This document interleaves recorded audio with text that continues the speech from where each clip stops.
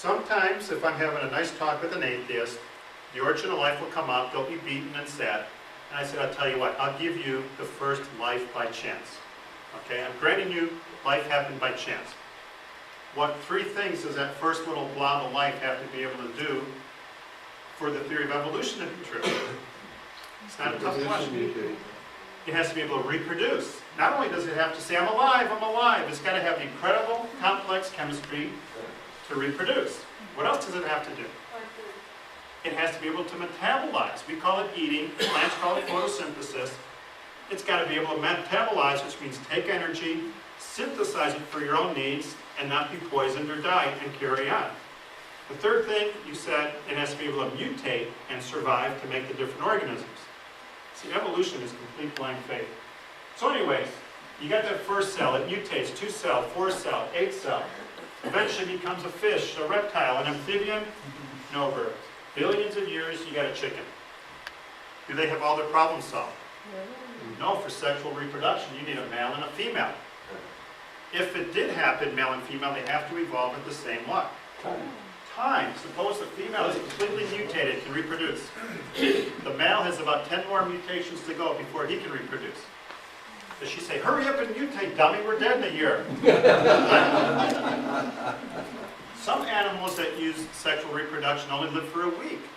Evolution doesn't have millions of years. It would have a short amount of time. Not only do they have to evolve at the same time, they better be at the same place. She can't be in Germany and he in Canada. You're not going to get any eggs. Same time, same place, where they need to live. Not a hard question. Food. What do they need in order to live? Food would have to evolve before the chickens. Water would have to evolve. The right temperature, the right gravity, ozone layer, the sun, atmospheric pressure. A million things have to evolve before they could live. So what's the best explanation for the chicken and the egg? And even more specifically, the Garden of Eden. Have fun and tell people, I believe the Garden of Eden story. What do you mean? Which came first, the chicken or the egg? I believe an incredibly powerful, brilliant God made males and females, same time, same place, and put them where they had the right what? Right food, temperature, water, gravity, etc. Does it take faith to believe that? Yes, it takes that much faith. Does it take faith to believe matter came from nothing, blew up, formed stars, elements heavier than iron happened, the stars blew up, formed the earth, life came from non-life, the thing could eat, or metabolize, reproduce, mutate, and you get male and female same time, same place with the right temperature. Does that take any faith? I don't have enough faith to be an evolutionist. I can say I will never believe that this happened by chance. Okay, any questions or comments? How do you explain chickens lay eggs every day without having a rooster around? They're not fertilized eggs. That's a very good point. Chickens can lay eggs every day. Robert E. Lee had one during the Civil War, but they're not a fertilized egg. They need the rooster around to be fertilized. I think that's an incredible gift from God for us to have food. That's my opinion. But they do lay eggs without being fertilized eggs. Last week I spoke to a bunch of kids in a prison, correctional facility, and he asked a question I never heard. He goes, why do they have that red thing under their beaks? I said, you know, I think it's because it looks good. I can't think. And at the end, he asked, I talked about the flood. Last week, one of the kids said, is the world going to end in a flood? This was last Saturday night. And I said, no, the Bible says the world's going to end by fire. Sunday is when all the fire. And I said, uh-oh. Because they were a very captive audience. Good kids. I mean, they look so innocent, I'd let them all go. But no, they need prayer. My dad's my favorite philosopher of all time. You can overdose on drugs, alcohol, and philosophy. Any amens to that? Okay, I'm scared of philosophers. But my dad has not read a book since high school. He's very smart. I love his wisdom. But once he said to me, he goes, son, Adam and Eve had to be adults. How many have a dad where you just can't wait to hear what their wisdom's going to be? So I said, what is that, Dad? Because human babies are helpless. The first humans could not be a one-day little blob of love that can't even lift his head. There had to be a first human at some time. My dad said, instant male and female adults. I believe the first canines were adults. The first hamsters were adults. You follow me? To take care of the young. Because when they're a day old, they're helpless. They can't really get food for themselves. Well, The if first kang- kangaroos. If the kangaroo was created as an infant, where did he go? Well, what if it was the first kangaroo was a piece of rice or whatever? Decided he couldn't eat anything. There was no pocket to climb into. Right. The Garden of Eden story takes less and less faith when you dig into the details. And they're all brilliantly designed. I thank my dad for that. Okay. Sometime, how many of you played the dictionary game? Well, what's the definition of design? They all evolutionists love to play that. I'm sure you've seen that. Define this word, define that word. How many people have run into that where they want a bunch of definitions of words? What I always do is I compliment them and get out of the argument. I say, I know you're smart enough to know what I mean when I say design. How can they argue that, right? Well, here's the dictionary definition. A design is something that is what? 2 words. Okay, imagine tomorrow you come home, you walk up your driveway, you see 15 stones on your driveway in that pattern. Would your best guess be that the pattern's a design, like somebody carefully planned and put one there, or does the pattern look like chance, like somebody just tossed it and it spread out? What would your best guess be? Chance? Well, you know for certain no, because you weren't There. Well, imagine you come home tomorrow, you walk up your driveway, and you see this on your driveway. What's your best guess now, design or chance? Design. Right, are you certain no? Because you weren't. There. So you've got faith if you think this happened by design. You got about 3 inches of faith, let's say. You think that happened by chance, you got about 6,000 miles of faith. Both sides have what? Faith. Imagine you come home, you walk up your driveway, and you see this. 250 stones in a perfect circle. Way too much time. Oh, it needs a Take line. a back one. My daughter's head down there. She helped me. And when you got kids, you're just trying to eat up the time, amen? So I do have plenty of time. So she helped me. You got 250 stones in a perfect circle, and it was my neighbor's driveway. And he came home and he's a cop. But anyways, he likes us. What would your best explanation be if you saw this on your driveway, design or chance? Do you know 100% for certain? No. Because you weren't there. Now you've got about the width of a paper worth of faith. If you think somebody tossed 250 stones and did that, do you have faith? From my feet out to the most distant star and back again. How many of you have had people say, well, you've got faith? How many have heard that before? How do you reply? Yes. You guys are equipped. Yes, I do, but I think you Have more I have faith. more faith. What do you mean I have more faith? What are you saying? Do you know how many miles of blood vessels you have? 60,000. Do you think that happened by design or chance? I don't have enough faith to think that happened by chance. Okay? So let's talk about you. Everybody likes to talk about themselves. Nothing wrong with that. You got 75 trillion cells, all in the right place. Something you take for granted. You started out as one little fertilized egg. Now you are 75 trillion cells. But you've got bone cells, hair cells, muscle cells, nerve cells, skin cells. I'll give a book to whoever guesses the closest answer. Pressure's on you. How many different types of cells are in the human body? You know, skin, muscle, lymph. Is it 6 major? Like major divisions? I mean like skin, hair, blood, white blood cells, red blood cells, nerve. There's 6 Any major- guesses? 6 major categories. Take some, 3 guesses. 6 major categories. You have to look How many different nasty. types of cells? Like muscle, bone. You've got skin? more than that in types of white blood cells. Yeah. How many different types of cells? 1,000,000? 1,000. Anyone else want to take a guess? 1,001. I'm so good. Price is right. One more guess. Oh, you should have said 999. He wins. 200. You have 200 different types of cells, but think, you started out as one cell, then you were able to make these different cells, and they went to the right place. Nobody has bone cells on the surface of their eyeball. Nobody's got hair cells in their spinal cord. You're a 75 trillion piece jigsaw puzzle and all the pieces went to the right place. That is design. Jigsaw puzzles don't get put together by chance, right? Neither do 75 trillion cells find the right place. Now, I'm not going to name names, but I'm going to give you some creation science meeting advice. I'm with the Orange County group, and we had a speaker on biochemistry. Didn't understand a thing the guy said. She would have loved it. She's got a degree. You ever have speakers like that? They just speak way over your head. They're geniuses talking to people in their field. Bear with it. Well, he said, any questions? So I said, What'd you say? No. I said, what's cancer? And a couple people chuckled. And he said, a cancer cell is a cell that doesn't know where to go. Your healthy cells know where to go. A cancer cell doesn't know where to go. It hangs out in the wrong place, reproduces like crazy, and sucks the life out of a certain organ. So I said, oh, that's neat. So if you have a speaker who's way over your head, get as much as you can, but during question and answer, try to get it on something simple. 75 trillion cells all in the right place. Bill, your other question, she was asking their testimony, which helps personalize the whole talk too. Yes. Once I heard a speaker, John Sanford. Have you had him yet? He's very, very good. But at the end, I asked him for his testimony. How many people have heard of John Sanford?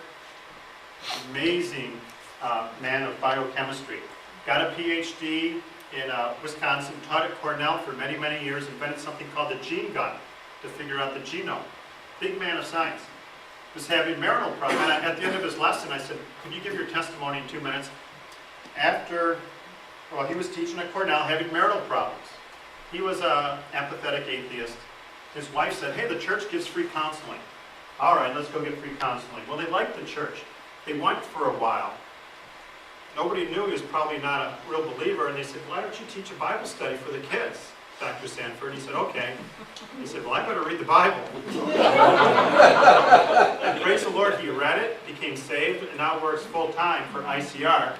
And he invented the gene gun from Cornell, incredibly brilliant, and he wrote a fantastic book on it too. You remember the name, Tom, of it? About DNA and mutations and things like that, natural selection. But he got the light of the Word, and now he's Christian. So thanks. Every cell in your body does 100,000 chemical reactions per second. Count to one, everybody. One. Okay, say one, please. During that time, every cell on the tip of your nose did 100,000 chemical reactions. I did the math. Every second of your life, your body does that many chemical reactions. 75 followed by 17 zeros. Now, everybody feels bad when somebody dies, right? Somebody you love dies. What has really helped me is I look at the point of time that somebody died, I grieve over their loss, but I say, God, thank you for every second of their life. We should be thankful for every second of our life with all the chemistry to keep us going. So is that design or chance? You can believe this guy. You don't have to believe me. That's a design. Okay. How many miles of pipes? 60,000. Something's designed. There's a designer. This word is on nature shows, on A&E Network, the Atheist and Evolution Network. No, just kidding. It's a good network. Nature shows, biology books say the eyelid is designed to protect the eye. That means there's a designer. When my kids hear designed on a nature show, that's what they say. That means there's a designer. This word is banned from the biology textbooks. That word is all over the textbooks. Saw an article on the evolution of the heart, 14-page article in Science magazine. The guy wrote how the heart evolved. Now, who wants to role play the part of an evolutionist who wrote an article on the evolution of the heart? I need one volunteer, just for fun. Thank you. Okay. So he wrote an article on the evolution of the heart. I found his email address. Politely, I emailed him a few times. Then I asked him this question: what evolved first, the heart, the veins, or blood? Remember, he wrote an article in a Science magazine about the evolution of the heart. Guess what his response was? What would you say? Okay. Well, the heart has cells where you need the veins and blood to circulate to replenish the cells. I'll tell you an answer I heard at Chapman College. I was talking to an atheist. And bear with me, don't kick me out. I said, what evolved first, the heart, the veins, or blood? He said the anus. So what are you talking about? He goes, well, these small organisms, that evolved into a heart to circulate the blood in the veins.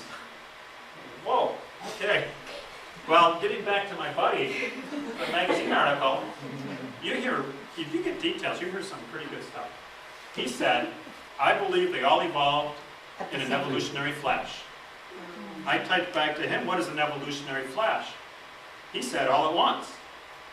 I said, isn't that creation? He said, absolutely not. That is creation. We believe in instant heart, instant veins, instant blood. Suppose the body instantly does evolve hearts, veins, and blood. Does a human being have it made? No, you need a skeletal system, a nervous system, an immune system. You follow me? Suppose I had a human body here that didn't have a liver yet. Is it going to evolve a liver or rot? You need instant people. That's what we believe in, but that's how he answered that question all at once. Okay, talking about the Bible. Why didn't you have arteries in the list? I could have. Okay, good point. Vessels probably would have worked better. Okay, Yeah. We need both.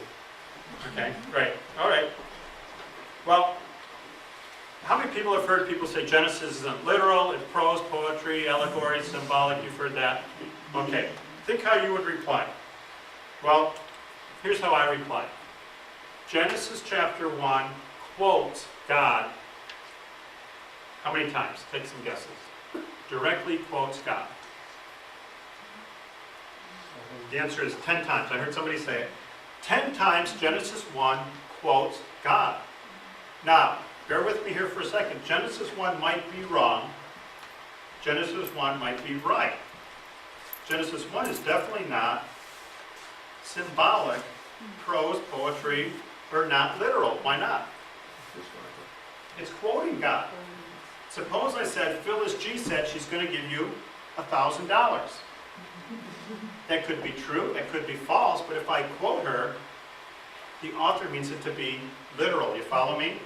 So the author of Genesis is treating it as literal. How many people have brought their Bibles? You get 10 points if you did. Okay, a couple. Well, Genesis 1, real quick. Let's decide if it's literal or symbolic. Turn to Genesis chapter 1, and you guys can do this later. Verse 1, it says God created. Verse 2, the Spirit of God was moving. Verse 3, God said. Verse 4, God saw. Verse 5, God called. Verse 6, God said. Verse 7, God made. Verse 8, God called. Verse 9, God said. Verse 10, God called. Verse 11, God said. You get the point? Over and over and over again, it's attributed an action or a quote to God. It's the most literal chapter in the Bible. Okay, but a lot of people don't like what it says, so they twist it. Any comments on that? Okay. You don't have to believe it, but don't call it symbolic. Okay? Oh, we just did that. Evolutionists hate details. I'm going to rip through this real quickly because of time. This is in your comic book, but this is from an evolution book. I encourage you to buy a lot of books by evolutionists, like this one. But buy it at a used bookstore so they don't get your money. Well, real quickly, all of this is a timeline. All of this stuff is alive today. They believe gorillas, zebras, mushrooms, frogs, trees, all live today, and I agree with that.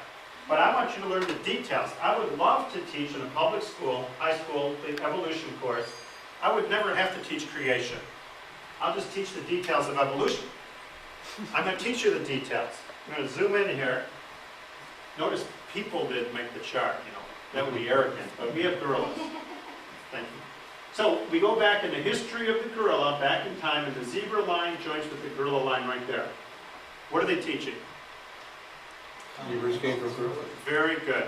They believe zebras and gorillas have a common ancestor, that some animal existed where some offspring became zebra, some became gorilla. Is that animal alive today? Is there one fossil to support it ever existed? No. Well, why are they teaching it then? Because they like the hypothesis. Not because of observation, they like the hypothesis.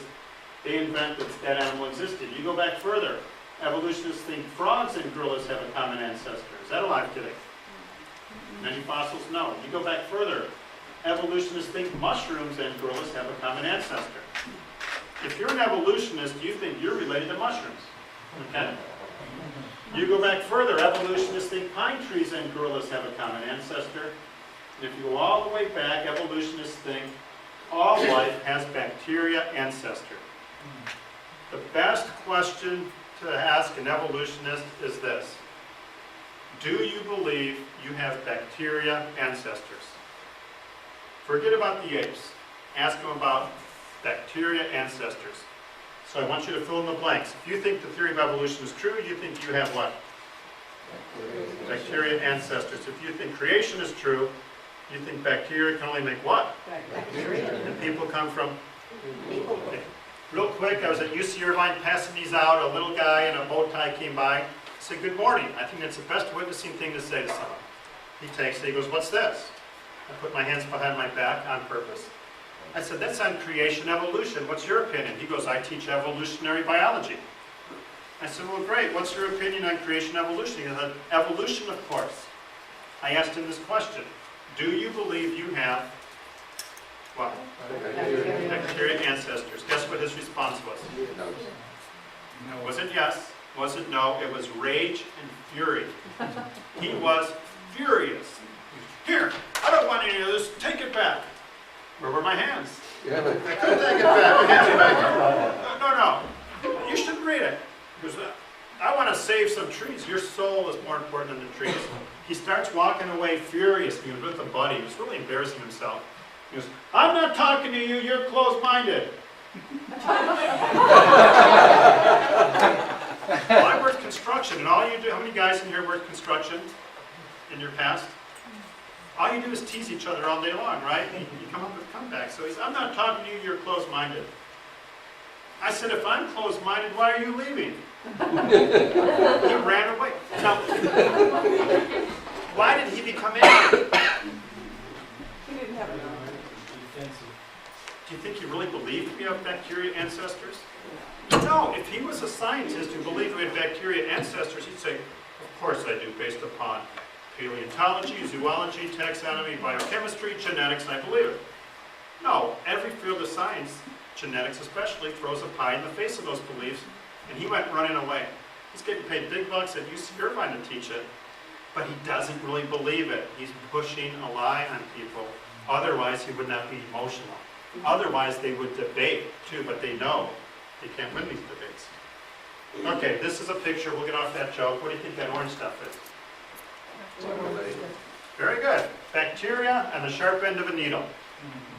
If you're an evolutionist, you think 100 members of your family can sunbathe on the sharp end of a needle. But here's the serious point. If you're an evolutionist and wash your hands with antibacterial soap, what are you doing? Killing your ancestors. Killing your family members. I think it takes more faith to believe that's Grandpa Joe than to believe that was created as bacteria, will only make bacteria, and came from bacteria. That is not a member of your family tree. Natural selection is so, so, so important. How many have never heard of it? How many have heard of it? How many believe it is not true? Any of you? A couple of you? Very important. Natural selection is so important for the Christian, and this is in your comic book. Imagine you own a furry dog and a hairless dog. You take them to Alaska in the summertime to go camping with you. You come back to California, and you say, oh, I forgot the dogs. So these poor dogs are stuck in Alaska in the summer. They fall in love, get married, reproduce. They make a mixture of puppies, some furry, some hairless. What's going to happen when the Alaska winter comes? Hairless pups die. Well, first they say mucho frio, My and grandkids. then they are dead. When you're dead, you can't reproduce. What about these dogs? They live, they reproduce. What do they make? Both. More likely to make mostly furry dogs, but the fancy word is phenotype, which just means physical trait. Could show up about hairless dog. Next winter comes, what happens to this poor little guy? He dies in a short amount of time. The only type of dog in Alaska will be furry. This is natural selection. Suppose you dump your dogs by accident in a hot desert. The only type of dog that would survive is the hairless dog. Very important point. Is natural selection 1,000,000% true? Raise your hand if you say absolutely. Christians need to know natural selection is 1,000,000% true. Is it evidence that dogs have bacteria ancestors? No. No, because, Dogs make Oops. dogs. oops, I I got dogs make dogs. Whenever I debate an evolutionist, I've had 3 public debates. Every time I've said, do you want to go first or second? And they're probably saying, what a nice guy this is. And they say, I want to go second. Okay, I'll go first. Good, I want to go first. Go first. Take away natural selection in your opening argument. You've taken away 95% of their argument. It's a beautiful thing. You'll see it in the debate at USC. Oh, well, I covered natural selection pretty well. Oh my goodness, I got 15 minutes to cover. Natural selection is true, but it doesn't mean you have bacteria ancestors. How would you answer this? If someone says, do you believe in evolution? What kind of evolution? Don't say yes or no. Very, very important. What do you mean by evolution? Evolution means change. Do you believe in change? Sure. What type of changes? People are getting taller, but people make people. On the George Norrie show, he said, Bill, we want to do a question for our audience to phone in on. And I said, Mr. Norrie, could I pose the question? Never would I say, do you believe in evolution? I pose the question, do you believe you have bacteria ancestors? You follow me? Because they'll talk about people getting taller. Bacteria gets mutated, right? It is still bacteria. You can breed dogs. They are still dogs, right? So bacteria ancestors clarifies the question. Okay, some hard science here for you guys.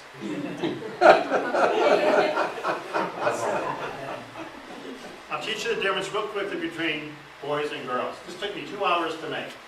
My daughter was about 5. She said, Dad, you can't have Sleeping Beauty with Prince Charming. I said, what are you talking about? How many women here know exactly what I'm talking about? How many men have no idea what I'm talking about? See, girls are weird. I've told you that for years. No. She told me every princess had their own prince. I had no clue. I couldn't find Prince Philip or whatever, so I left it. So anyways, moving on with science.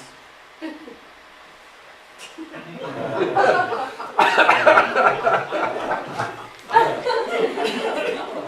can have my slides for free. Everybody wants to get a copy.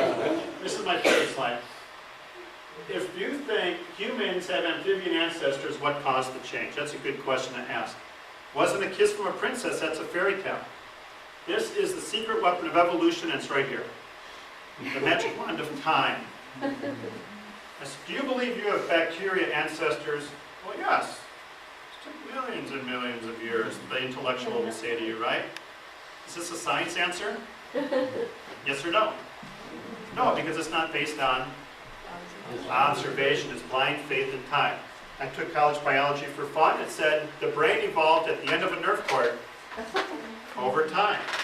The 4-chambered heart evolved from a 2-chambered heart over time. End of paragraph, end of thought. The origin of the brain is pretty important. It just happened over time. Well, that's not science. It's not based on observation. First off, frogs what? Big frog.